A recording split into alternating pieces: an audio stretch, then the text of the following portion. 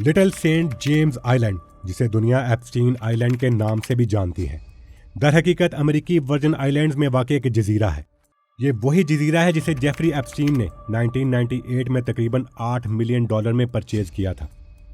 ये कोई आम जमीन का टुकड़ा नहीं था। ये 71 एकड़ पर फैला हुआ एक ऐसा जजीरा था जिसका साइज तकरीबन 54 फुटबॉल ग्राउंड्स के बराबर बनता है। इस जजीरे पर सिर्फ एक घर नहीं था, बल्कि यह पूरी प्राइवेट दुनिया थी। यहाँ अपना हेलीपैड मौजूद था, यहाँ प्राइवेट हेलीकॉप्टर्स उतरते थे। ना कोई सवाल, ना कोई शोर और ना ही कोई रिकॉर्ड।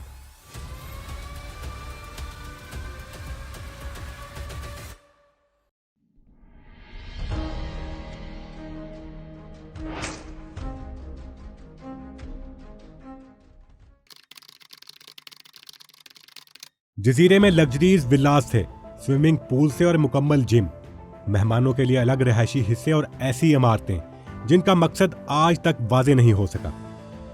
ये सब कुछ एक ऐसे जजीरे पर था जहां बाहर की दुनिया की कोई मुदाखलत नहीं थी, ना कोई पड़ोसी और ना ही कोई गवाह। यही जजीरा जेफरी एप्स्टीन की मरकजी रहायशगाह भी था, जहां ताकतवर लोग आते, कुछ देर ठहरते और फिर खामोशी से वापस चले जाते।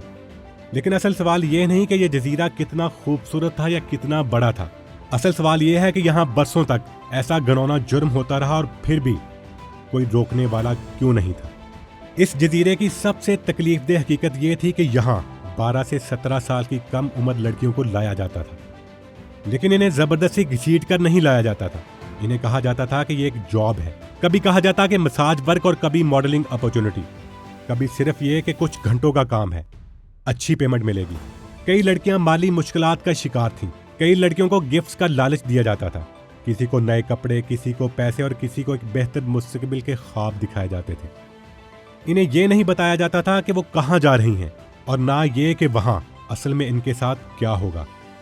ये सब एक मुनज़्ज़म तरीके से होता था, लोगों के जरिए, प्रॉमिसेस के जरिए और खामोशी के साथ। बाद में अदालत में आने वाली गवाहियों के मुताबिक ये लड़कियां एक ऐसे सिस्टम का हिस्सा बना दी जाती थीं जिनसे निकलना आसान नहीं था। इस पूरे निज़ाम के बीच जजीरे का मालिक जेफरी एप्स्टीन खामोशी से सब कुछ मैनेज कर रहा था।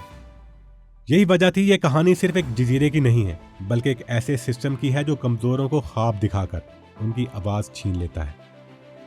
अब सवाल ये बनता है कि यहाँ आने वाले लोग आखिर कौन थे और ये लड़कियां आखिर किन लोगों के लिए यहाँ लाई जाती थी। तहकीकात और अदालत में आने वाली मालूमात के मुताबिक यहाँ आने वाले लोग कोई आम टूरिस्ट नहीं थे। ये ताकतवर कारोबारी लोग थे, सियासत और हुकूमतों के करीब समझे जाने वाले लोग। यहाँ आने वाले लोगों की प्राइवेसी का बहुत ज्यादा ख्याल रखा जाता था। ऐसा इंतजाम किया जाता था कि कोई इन्हें देख ना सके, ना ही उनका कोई नाम ले और ना ही कोई इनसे सवाल कर सके। इसलिए ये लोग ना ही कमर्शियल फ्लाइट्स इस्तेमाल करते थे और ना ही पब्लिक होटल्स में ठहरते थे। इनके लिए हेलीकॉप्टर्स, प्राइवेट जेट्स और लग्जरी यॉट्स का इंतजाम किया जाता था। ये सब काम कई सालों से खामोशी से चलता रहा। लोग आते रहे, जाते रहे, लेकिन फिर 2005 में एक 14 साल लड़की अपने पेरेंट्स को बताती है कि उसके साथ क्या हुआ था। इसके बाद इस लड़की के पेरेंट्स पुलिस के पास जाकर रिपोर्ट फाइल करवा देते हैं, जिसमें इल्जाम लगाया जाता है कि उनकी बेटी को जेफरी एप्स्टीन ने अपने पाम बीच मैंशन में जिनसी तौर पर हरासा किया था। 2005 में जो ये केस सामने आता है, इसमें जेफरी एप्स्टीन के आइलैंड का कोई जिक्र नहीं था। ये केस सिर्फ और सिर्फ पाम बीच में मौजूद उसके मेंशन के मुतल्लिक था। जब इस लड़की को इन्वेस्टिगेशन के लिए बुलाया जाता है तो वो बताती है कि इसको वहां 2 लड़कियां लेकर गई थी। जब उन 2 लड़कियों से पूछताछ की जाती है तो वो 2 और लड़कियों के बारे में बताती है जो उन्हें वहां लेकर गई थी।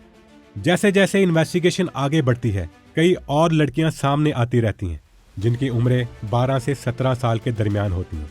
हैरानकुन बात यह थी कि इन सारी लड़कियों की कहानी एक जैसी थी। वो बताती हैं कि इन्हें टैक्सी के जरिए एप्स्टीन की पाम बीच वाली रहायशगाह तक ले जाया जाता था। वहां इन्हें साइड गेट से अंदर दाखिल किया जाता और फिर किचन के रास्ते ले जाया जाता। इन लड़कियों को कुछ स्नैक्स भी दिए जाते और उसके बाद उन्हें एक कमरे की तरफ ले जाया जाता था जहां एप्स्टीन पहले से इंतजार कर रहा होता था। एक मुतासरा लड़की जो उस वक्त सिर्फ 14 साल की थी, बाद में बताती है कि एप्स्टीन खास तौर पर ऐसी लड़कियों को निशाना बनाता था जो बेसहारा होती थी या जिनके बारे में उसे यकीन होता था कि अगर वो कुछ कहेंगी तो कोई उन पर यकीन नहीं करेगा। एक और खौफनाक हकीकत ये थी कि कई लड़कियों को वही लड़कियां वहां लेकर आती थीं जो पहले खुद इस सिस्टम का शिकार बन चुकी थी। 2006 के आखिर तक तकरीबन 40 के करीब लड़कियां सामने आ चुकी थीं और हैरानकुन बात यह थी कि तकरीबन सबकी कहानी एक जैसी थी। केस आगे बढ़ा, सबूत बढ़ते गए और ऐसा लगने लगा कि यह कोई मामूली जुर्म नहीं था। ऐसा महसूस होता था कि इतने संगीन इल्जामात के बाद तो ऐसे शख्स को सख्त से सख्त सजा मिलनी चाहिए। लेकिन यह कहानी यहाँ वो मोड़ लेती है जिसकी किसी ने तवक्को नहीं की थी।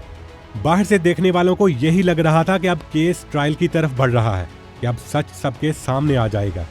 लेकिन पर्दे के पीछे कहानी कुछ और ही थी और बंद कमरों में सौदे तय किए जा रहे थे। जेफरी एप्स्टीन की लीगल टीम फेडरल प्रोसिक्यूटर्स के साथ खामोशी से डील कर रही थी।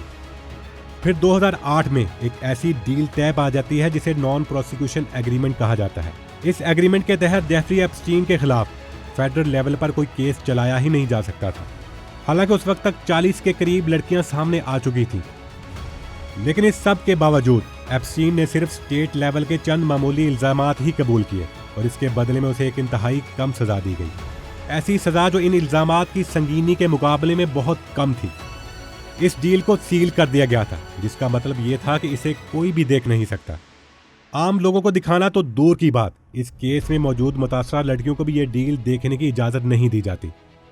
जेफरी एप्स्टीन को 18 महीने की सजा हो जाती है, लेकिन इसे स्टेट जेल की बजाय पाम बीच काउंटी जेल में भेज दिया जाता है और वहां भी वो पूरी सजा नहीं काटता, सिर्फ 13 महीने बाद ही रिहा हो जाता है।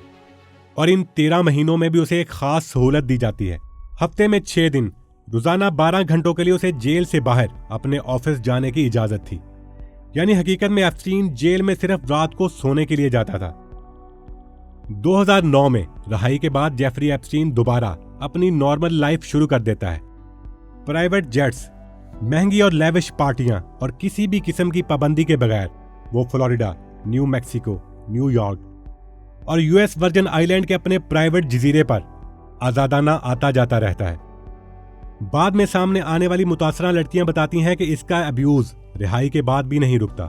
बस फर्क यह था कि अब जगह बदल चुकी थी। प्राइवेट जेट्स का मतलब यह था कि एयरपोर्ट पर ना कोई तलाशी, ना कोई पैसेंजर रिकॉर्ड और ना ही कोई सवाल।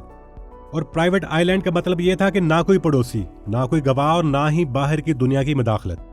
कई सालों तक ये कहानी इसी तरह चलती रहती है। ना कोई नया इल्जाम सामने आता है और ना ही कोई खबर बनती है। आहिस्ता आहिस्ता ऐसा लगने लगता है जैसे सब कुछ लोगों की यादों से मिट चुका हो। लेकिन फिर 2017 के शुरू में एक इन्वेस्टिगेटिव जर्नलिस्ट जूली के ब्राउन जेफरी एप्स्टीन के केस की इन्वेस्टिगेशन दोबारा शुरू कर देती है। इस वक्त इस इन्वेस्टिगेशन की एक खास वजह थी अलेक्जेंडर अकोस्टा, जो 2008 में मियामी के यूएस अटॉर्नी थे और जिनकी मंजूरी से एप्स्टीन के साथ वो खुफिया डील की गई थी, जिसके नतीजे में एप्स्टीन को सिर्फ 13 महीने की सजा मिली थी। इसी अलेक्जेंडर अकोस्टा को 2017 में डोनाल्ड ट्रंप के इलेक्शन जीतने के बाद सेक्रेटरी ऑफ लेबर बना दिया जाता है, जिसके बाद जूली ब्राउन इस केस को दोबारा इन्वेस्टिगेट करना शुरू कर देती है। इनका फोकस उन लड़कियों पर होता है जिनकी आवाज कभी सुनी ही नहीं गई थी। 2017 से 2018 के दौरान जूली ब्राउन इस केस पर मुसलसल रिसर्च करती रहती हैं। ऐसी कई लड़कियों को तलाश किया जाता है जो ये बताती हैं कि वो जेफरी एप्स्टीन के जिनसी इस्तेसाल का शिकार रही हैं। फिर 28 नवंबर 2018 वो दिन जब सब कुछ लोगों के सामने आना शुरू हो जाता है। एक अमेरिकन न्यूज़पेपर मियामी हर्ल्ड इस रिसर्च को परवर्जन ऑफ जस्टिस के नाम से एक सीरीज की शक्ल में शाया करना शुरू कर देता है। इस सीरीज में जूली ब्राउन ये बताती हैं कि कैसे एक ताकतवर शख्स को कानून से बचाया गया था। यह रिपोर्ट यह भी वाजे करती है कि 2018 की गई वो खुफिया डील ना सिर्फ गलत थी बल्कि अमेरिकन लॉज के भी खिलाफ थी। इसमें यह हकीकत भी सामने आती है कि बहुत सारी ऐसी लड़कियां भी थीं जिनको ना तो उस वक्त सुना गया था और ना ही इंसाफ का मौका दिया गया था। इस रिपोर्ट के बाद अमेरिकी मीडिया, अवाम और लॉ मेकर्स इस मामले पर शदीद रद्द-ए-अमल देने लगते हैं। लोग सवाल पूछना शुरू कर देते हैं कि आखिर जेफरी एप्स्टीन को इतने संगीन इल्जामात के बावजूद इतनी कम सजा क्यों दी गई। इस रिपोर्ट के बाद प्रेशर इतना बिल्ड होना शुरू हो जाता है कि ये केस दोबारा नजरअंदाज करना नामुमकिन हो जाता है। तो बिलाखिर 6 जुलाई 2019 को जेफरी एप्स्टीन को अरेस्ट कर लिया जाता है। इस बार इस पर फेडरल लेवल पर सेक्स ट्रैफिकिंग जैसे संगीन इल्जामात लगाए जाते हैं। यानी जिस केस को 2018 तक तकरीबन भुला दिया गया था, वो इस रिपोर्ट के बाद एक बार फिर दोबारा जिंदा हो जाता है।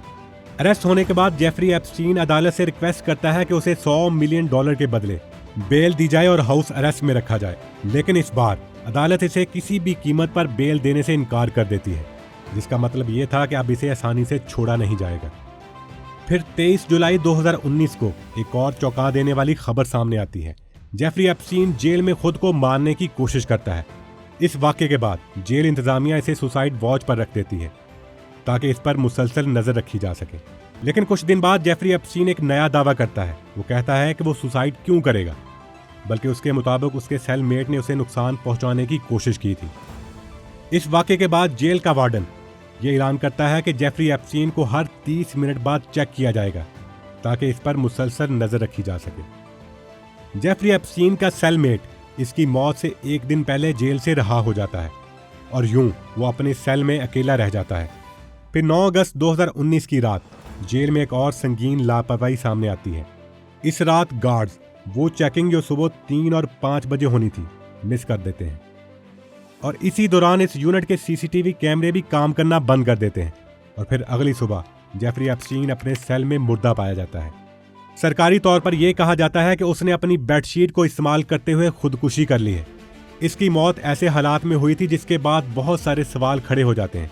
एक ऐसा शख्स जिसके पास दुनिया के ताकतवर लोगों के राज थे, जो अभी ट्रायल का सामना करने वाला था और जिससे कई बड़े नाम बेनकाब हो सकते थे, वो अचानक जेल में मर जाता है। और वो भी ऐसे वक्त में जब वो सेल में अकेला होता है, जब उसकी निगरानी मिस हो जाती है और जब सीसीटीवी कैमरे काम करना बंद कर देते हैं। आम लोगों के लिए बात समझना मुश्किल हो जाता है कि इतने हसास कैदी के साथ इतनी सारी लापरवाहियां एक ही वक्त में कैसे हो सकती हैं। तो दोस्तों, अब तक इस केस में गिज़लीन मैक्सवेल को 20 साल की कैद सुनाई गई है। अदालत के मुताबिक वो जेफरी एप्स्टीन के साथ इस पूरे निज़ाम में शामिल रही है और कई कम उम्र लड़कियों को रिक्रूट करने में इसका किरदार था। इसके अलावा अब तक जितनी भी फाइल्स और डॉक्यूमेंट्स सामने आए हैं, इनमें दुनिया के कई मशहूर नाम नजर आते हैं। Donald Trump, Bill Clinton, Michael Jackson, Elon Musk, Prince Andrew, Stephen Hawking और बिल गेट्स समेत कई और मरूफ शख्सियात। लेकिन यहाँ एक बात वाजे करना ज़रूरी है कि इन नामों का फाइल्स में आना इस बात का सबूत नहीं है कि वो भी इस जुर्म में शामिल थे।